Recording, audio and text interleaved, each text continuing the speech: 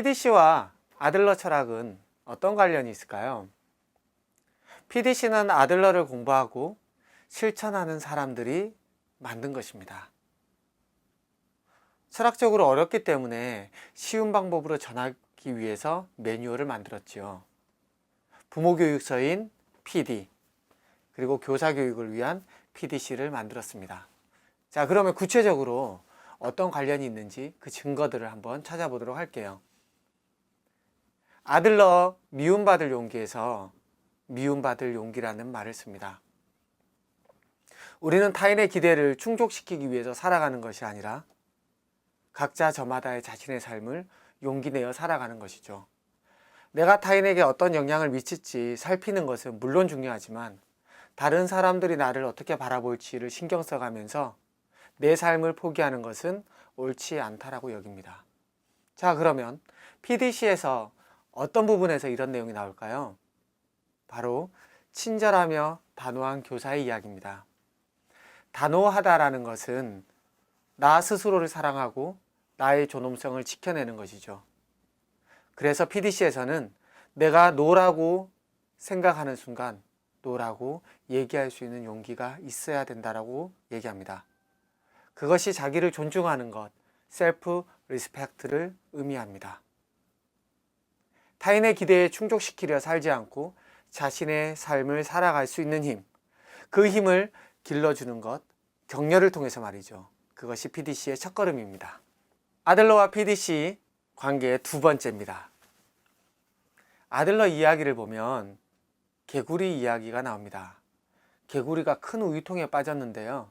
첫 번째 개구리는 죽었어 하고 그냥 빠져 죽죠. 두 번째 개구리는 어떻게든 되겠지 라고 희망적으로 보았지만 결국엔 빠져 죽습니다. 마지막 세 번째 개구리는 괜찮을 거야, 살 수 있을 거야 라고 하며 계속 움직입니다. 그러자 우유가 굳어져 치즈가 되지요. 결국 단단해진 치즈를 딛고 개구리는 살아서 나옵니다. 자, 이것과 PDC는 어떤 관련이 있을까요? 바로 Focus on Solution, 해결책에 집중하기와 관련이 있습니다. 아이들이 어떤 실수를 했거나 문제 상황에 직면했을 때 자신의 과거의 경험을 탓하면서 나는 어쩔 수 없어 라고 여기지 않고 어떻게든 되겠지 라고 마냥 나천적으로 살지 않으며 나는 해결책을 찾아서 실천해 볼 거야 라고 하는 개구리처럼 해결책을 찾는 그런 삶의 태도를 알려주고 배우길 바라고 있습니다. 아들러는 목적론을 이야기합니다. 예를 들어 프로이트처럼 어떤 과거의 경험이 나를 만든 것이 아니라 그 객관적인 경험을 주관적으로 해석해서 저마다의 목적을 가지고 살아간다고 하죠. 내가 그렇게 행동하는 것은 어떤 원인 때문이 아니라 어떤 특정한 목적이 있기 때문에 그 목적을 향해 간다라고 합니다. 자, 그러면 이 목적론과 PDC는 어떤 관련이 있을까요? PDC의 어긋난 목표행동 차트는 아들러의 제자 드레이커스가 만든 것입니다. 아이들은 저마다 소속감과 자존감을 얻기를 원하고 그걸 부정적인 방법을 사용해서 획득하려는 어긋난 행동을 하게 되는데요. 그것이 바로 4가지 어긋난 목표입니다. 지나친 관심 끌기, 힘의 오형, 보복, 무기력이죠. 이렇게 아들러의 목적론은 드레이커스를 통해서 PDC에 잘 반영되어 있습니다. 우리가 아이들이 힘들어하는 순간 물론 그 아이의 원인을 찾는 것도 도움은 되겠지만 그 아이가 어떤 목적을 갖고 있는지 알아보는 것, 그것이 PDC의 방향입니다. 본격적으로 시작을 해보도록 할게요. 자, 두 분씩 짝을 지어보도록 하겠습니다. 두 분 짝, 두 분 짝, 두 분 짝, 네, 두 분 짝, 두 분 짝, 두 분 짝, 그 다음에 저랑 짝을 해야겠네요. 네, 두 분이서 가위바위보 한번 해보겠습니다. 가위바위보, 보. 자, 이기신 분? 자, 이기신 분은 주먹을 꽉 말아주시고요. 네, 지신 분은 10초 안에 이 주먹을 펴셔야 됩니다. 10초입니다. 준비! 시작!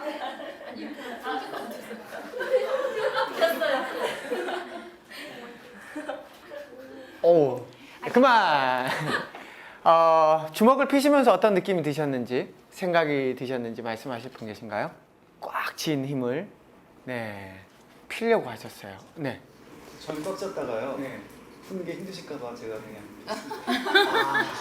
펴드렸어요. 상대가 이렇게 펴드렸는데 그때 어떤 느낌이셨나요? 아 빨리 끝내고 싶구나. 끝내고 싶구나. 또 다른 분 계신가요? 저는 일부러 안 펴드리려고 힘을 더 꽉 주니까 네. 두 손이 나오고 저도 두 손으로 막 더 쥐게 되고 해서 막 더 힘이 들어가고 그랬어요. 힘을 쓰셨군요, 두 분 다. 힘을 쓸 때는 어떤 느낌이 들었어요? 서로 힘을 쓰니까? 심장이 막 심장이 초면에, 그죠? 오늘 처음 뵀는데. 그러면 혹시 상대에게 펴주세요라고 요청하신 분 계신가요?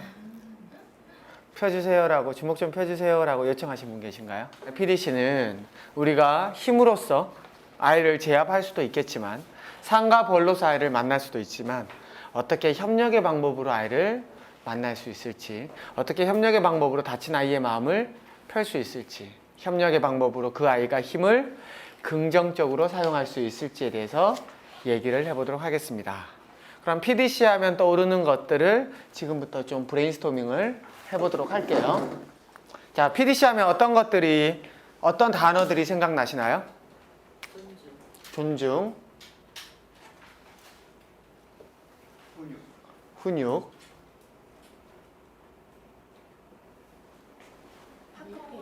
학급회의, 대화, 또 있으신가요? 성장, 자존감. 이 정도로 해볼까요? 우리가 PDC 책을 읽거나 실천하거나 하면서 느꼈던 PDC란 저런 것입니다. 아이들과 작년 한 해 PDC를 실천하고 PDC가 뭔가라고 물어봤을 때 6학년 아이들이 제일 많이 했던 대답은 비난하지 않는 거였어요. 그리고 문제를 해결하는 것이라고 얘기를 했었습니다. 자, 그러면 오늘 여기 오시기 전에 아이들의 어떤 모습 때문에 힘이 드셨는지, 그리고 어떤 모습을 성장시키고 싶은지에 대한 이야기를 나눠보도록 하겠습니다. 한 분이 나와서 좀 써주셨으면 좋겠는데 혹시 써주실 분 계신가요? 좀 여러 색깔 있으니까 마음에 드시는 걸로 쭉 있습니다. 자, 아이들이 과거에 어떤 점 때문에 힘드셨는지 그것을 짧은 단어로 짤막짤막하게 말씀해 주시면 됩니다. 무기력, 비난, 산만, 절제 못함. 무절제로 갈까요, 그러면? 네. 방관, 보복이요. 보복. 이 정도만 할까요? 자, 그러면 미래에 어떤 모습을 키우고 싶으신지, 어떤 성장을 바라고 계신지 미래 모습에 대해서 얘기해 보도록 하겠습니다. 이쪽으로 가주시고요. 존중, 배려,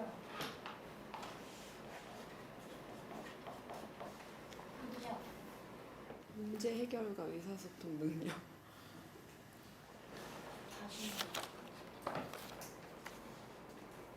이 정도 할까요? 네, 선생님 고맙습니다. 과거에 이런 모습 때문에 힘이 들었고 또 미래에 이런 점을 키우고 싶어 하고 있습니다. 이것들을 보면서 어떤 생각이 드시는지요? 또 나누고 싶은 이야기가 있으신가요? 과거의 낱말을 보니까 아주 답답한 생각이 들어요. 답답하고 이쪽 보니까 어떤가요? 희망적이고 네, 미소가 나옵니다. 네. 저도 이렇게 봤을 때 몸이 반응하는 것 같아요. 네. 되게 긴장되고 네. 네, 가슴이 답답해지는데 네. 이걸 보면은 진짜 막 얼굴에 미소가 막 네. 지어지고 네. 그랬으면 좋겠다는 좀 바람이 떠오르고 이런 반이었으면 좋겠네요. 월요일에 학교 갔는데 좀 이렇게 만들어져 있었으면 좋겠는데 전학년에서 그죠? 저는 동전의 앞뒷면 같은 거. 네. 그러니까 한 사람에게 저 두 가지가 동시에 존재할 수 있다는. 네. 무기력한 아이인데 어떻게 방법을 또 잘 하면 또 용기를 가지면 협력의 아이가 될 수도 있는 거고요. 그죠? 동전처럼. 부정, 긍정으로 볼 수도 있고요. 여기는 소수 한두 명이 하는 거고 여기는 다수가 모두가 행복해. 소수 다수. 소수가 행복하고 소수가 네. 그런 행동을 하고 네. 여기는 다수 모두가 다 행복해질 수 있는 거. 네. 소수로 인해서 저렇게 된다는 생각이. 몇몇 아이들로 인해서 이런 또 몇몇 아이들에 의해서 학급이 질서가 무너지거나 그럴 수 있죠.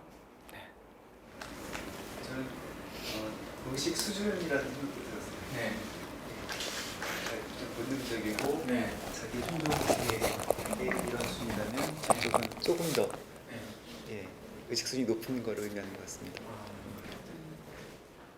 이쪽이 의식 수준이 훨씬 높다라고 말씀을 하셨고요. 네. 어떻게 보면은 훈련이나 격려나 이런 방법을 통해서 긍정적인 방법을 통해서 이것이 길러지는 거겠죠, 그죠? 처음부터 아이들이 있는 것은 아닐 테고. 비슷한데 이렇게 네. 사람은 뭐 아이들은 어른이든 다 이런 면이 다 있잖아요. 네. 이쪽 면을 꼭 무시해서는 안 되고 네. 이것도 알고 있으면서 이렇게 저쪽으로 갈 수 있게 잘 선택할 수 있게 네. 하는 것이 중요하다고 생각해요. 그리고 왼쪽은 뭔가 그 충족되어져야 될 부분이 있는 것 같아요. 네.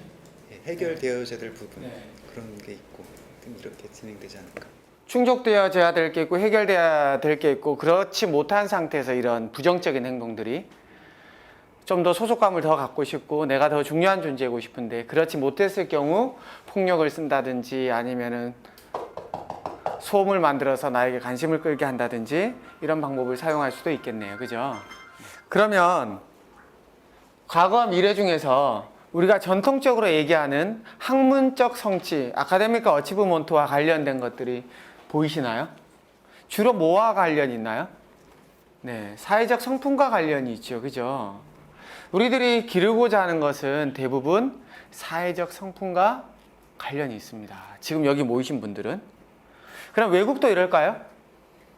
이거는 PDC는 외국에서도 다 지금 진행이 되고 있는데 외국에서도 이런 반응이 나올까요? 이렇게 나와요. 그러면 부모님들도 이렇게 나올까요? 부모님들도 이렇게 나와요. 근데 아이들은 어떻게 생각하고 있을까요? 우리 엄마가 뭘 잘하길 바래요? 공부를 잘하길 바래요. 로 많이 받아들이고 있어요. 우리가 생각하는 것보다 훨씬 많이 아이들은 교사가 부모님이 나에게 바라는 것은 내 미래 중에서도 공부와 관련해서 성공 이것과 초점을 맞춰서 생각하고 있습니다. 오해죠. 우린 너가 행복하기 위해서 공부 잘했으면 좋겠다는 건데 그 행복하기 위해서는 받아들이지 못하고 공부에 초점을 두고 있다라고 오해하고 있어요, 아이들이. 이것은 명확하게 아이들에게 얘기해 줄 필요는 있습니다. 여러분들 중에서 사회적 성품이 더 중요하다고 생각하신 분 계신가요? 학문적 성취보다? 네, 많으시고요. 대부분 다 하시네요. 저는 이 질문을 이제 이 책의 원저자인 제인 넬슨으로부터 질문을 받았습니다. 영국의 워크숍에 참여했을 때 똑같이 이렇게 쓴 다음에 질문한 것이 이렇게 사회적 기술을 기르는 것이 중요하고 그렇게 원하고 있는데 그렇다면 지시나 명령이나 강요나 벌이나 상이나 이런 방법 말고 어떤 방법으로 아이들의 성품을 길러줄 수 있나요? 라고 질문을 했습니다. 그래서 그때 생각해 보니 저에게 딱히 사회적 성품을 체계적으로 기를 수 있는 방법은 없었던 것 같고요. 그 이후로 PDC에 대해서 조금씩 공부하면서 아이들의 사회적 성품을 어떻게 기를 수 있는지에 대해서 공부를 하고 있습니다. 아마 그래서 여러분들도 이 자리에 오셨겠죠. 그죠? 우리가 어떻게 아이들의 사회적 성품을 상이나 벌이나 지시나 강요나 이런 방법을 사용하지 않고 기를 수 있는지에 대해서 이야기를 해보도록 하겠습니다.